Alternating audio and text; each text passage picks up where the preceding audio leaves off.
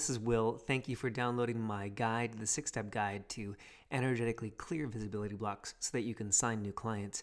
This video is just a quick instructional video in case you've never seen any of my many videos on Facebook or on YouTube.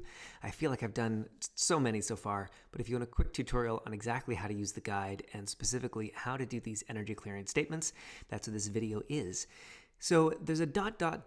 You'll see with all of the clearing statements, clearing specific beliefs, and then the sentence ends with a ... So what does that ... mean? Well, frankly, the reason why I did that is because I couldn't get the entire sentence to fit in all those little nooks and crannies in the guide, so I made it a ... But what the ... means is, would you be willing to destroy that belief at the point of creation? So, for example, let me just go into the guide right now, scroll down and see the first belief is the belief that if you expand too much, I can feel the energy on that. The belief that if you expand too much or become too visible with your business, you will be in physical danger. And then the clearing is all the ways that I am sourcing the energy of my life and business from the past, ... Would I be willing to destroy that at the point of creation? And the burps only come when there's a lot of energy on something. So your job after you ask the question is to answer with a yes or a no. And this is where the magic lies. Too many people will see my videos or they'll see my work or they'll read this guide and they'll say, that can't work. It's too easy. It's too simple. And yes, those people are right because they haven't tapped into their own energetic awareness, their own energetic alignment.